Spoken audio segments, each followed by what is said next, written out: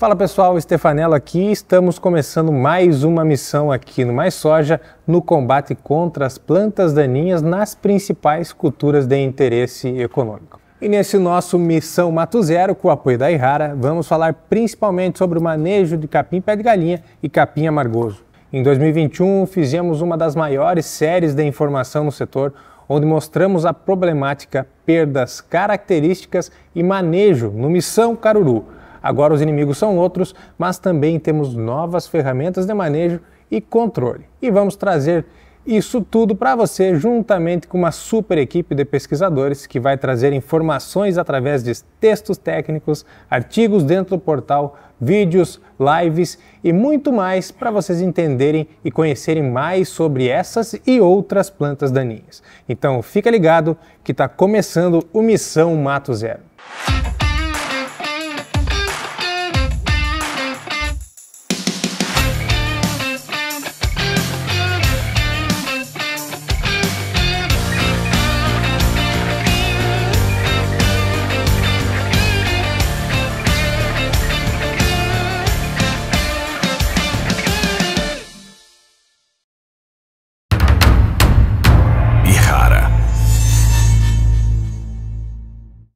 É isso aí, pessoal. Vem com a gente nesse Missão Mato Zero em parceria com a Irrara. A agricultura é a nossa vida. Você sabia que uma das principais e mais competitivas plantas daninhas que infestam nossas culturas agrícolas é o capim amargoso? Segundo estudos dos nossos parceiros da Supra Pesquisa, uma planta por metro quadrado pode causar reduções de produtividade de até 21% em soja. Além disso, existem casos de resistência de capim amargoso a herbicidas como o glifosato e alguns graminicidas. E em nossa estreia, o professor e pesquisador Dr. Mauro Rizardi vai falar sobre o manejo pré-semeadura, quais são os herbicidas e mecanismos utilizados, os resultados e dicas de controle. Então, professor, conta um pouco mais pra gente. Se nós pegarmos inicialmente o capim amargoso, nós temos uma situação particular. O sistema produtivo, principalmente nas regiões onde se utiliza soja e milho safrinha, ela potencializa a ocorrência dessa espécie, principalmente a perenização da espécie. O capim amargoso é uma planta que tem, a partir da origem da semente, ela leva em torno de 40, 45 dias para ela começar a entocerar, ou seja, ela começar a emitir nova parte aérea a partir dos seus rizomas. E esses rizomas, eles acabam tendo uma dificuldade maior de serem atingidos quando a gente utiliza um herbicida.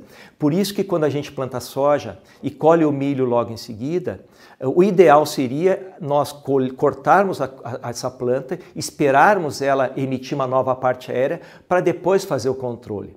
Mas nas regiões onde a gente planta milho safrinha, a gente acaba semeando o milho em cima dessas plantas cortadas que vão rebrotar dentro da cultura do milho, o que torna difícil o seu controle. Quando eu vou colher o milho, normalmente as condições de umidade estão baixas e as condições de controle também ficam mais dificultadas pela questão de umidade e também pelo entoceramento da planta. Isso faz com que ela perenize na área, tornando o seu controle mais difícil posteriormente na pré-semeadura da soja. Então o que a gente pode fazer? O primeiro ponto que a gente tem que considerar é ao semear a cultura da soja, nós temos que eliminar essas toceiras. Então essas toceiras, para a gente conseguir um bom controle, o ideal seria cortar, esperar rebrotar e fazer a aplicação do herbicida. Nem sempre isso é possível. Então o que a gente tem procurado trabalhar? Com dessecações sequenciais, utilizando herbicidas que possam nos ajudar a diminuir esse processo de desenvolvimento dessas toceiras e a perenização delas. Quando a planta está desenvolvida, hoje nós temos restrição de produtos, um cenário de plantas resistentes a glifosato, plantas resistentes aos graminicidas, tanto o clethodim quanto a loxifop, onde nós temos também uma carência de herbicidas, como a saída do próprio herbicida paraquat, dificulta um pouquinho mais o controle. O capim amargoso, se nós considerarmos o principal problema, ou o início do problema com o capim amargoso, desde os anos de 2005 no Paraguai, inicialmente 2008 no Brasil, ele passou a se tornar de ocorrência mais comum, principalmente em função da identificação de casos de resistência que ocorreram nesses anos. No caso do Brasil, foi no estado do Paraná, em 2008, e a partir daí essa planta se disseminou para a região sudeste, para a região centro-oeste e também, mais recentemente, para a região sul. Nós temos que pensar sempre que o herbicida é uma das ferramentas que a gente pode utilizar. Mas nós temos que também tentar segurar um pouquinho mais esse processo de expansão, de disseminação, através de práticas culturais, como, por exemplo, utilizar culturas de cobertura, utilizar práticas associadas a colheitas, limpando colhedoras, impedindo o processo de disseminação, além de entender um pouco mais sobre a dinâmica do banco de sementes dessas espécies no campo.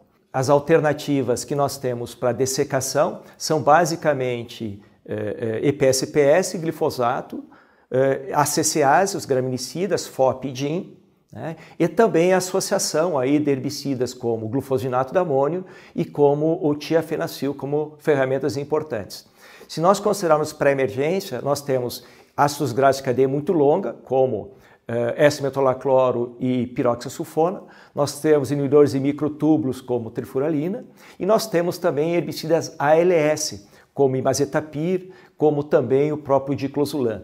Na pós-emergência, se as plantas forem pequenas, nós podemos trabalhar naquela soja tolerante a glufosinato, trabalhar com o glufosinato de amônio como uma ferramenta, e também os herbicidas graminicidas, FOP e DIN, além do próprio glifosato.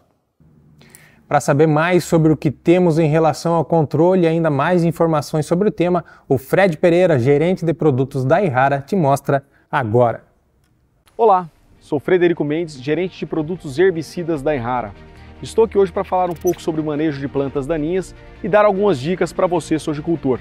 A primeira dica que eu gostaria de falar, e talvez seja a mais básica, mas é ressaltar sobre a importância do controle das plantas invasoras. As plantas daninhas, elas competem por água, luz e nutrientes e reduzem fortemente a produção da soja e também de outros cultivos. Segundo ponto, sobre a importância da gente estar atento ao aumento de casos de resistência. O aumento dos casos de resistência tem se dado pelo uso contínuo e sucessivo de um mesmo produto ou de um mesmo mecanismo de ação. Faz necessário o manejo, não apenas trabalhar um produto como se fosse a salvação, ainda mais de plantas daninhas que a gente sabe da agressividade, como é o caso do capim amargoso. O capim amargoso, quando a gente analisa uma planta apenas, ela tem a capacidade de reduzir o potencial produtivo da soja em 21%. Não vamos pensar aí, pessoal, que a gente vai conseguir controlar somente utilizando pós-emergente. Aí tem uma outra ferramenta que tem crescido nos últimos anos, que é o uso do pré-emergente. E a Yara tem duas excelentes ferramentas. Primeiro, Kyodin, produto que a gente tem uma eficácia comprovada.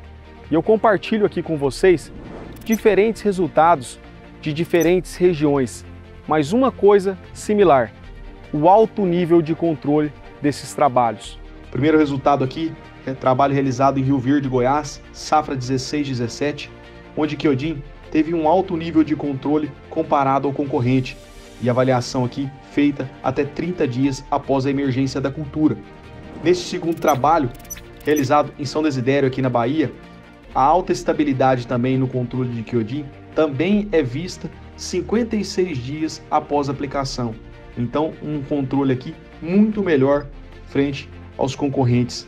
E neste trabalho, agora da safra 22-23, realizado em Balsas, no Maranhão, a gente também viu um nível de controle muito alto de Kyodin em avaliações realizadas até 45 dias após a aplicação. E outro importante benefício do Kyodin é a questão do maior residual de controle frente aos concorrentes. Além de Kyodin, Yamato, um outro produto com a molécula inédita, que a gente também tem resultados robustos, como a gente pode ver, e com excelente controle para capim amargoso. E nesse slide, onde a gente tem um compilado de 5 ensaios realizados nas cidades de Sorocaba, Primavera do Leste e Maringá, a gente vê um excelente controle aqui de Yamato frente aos concorrentes, controle aí muito próximo a 100%.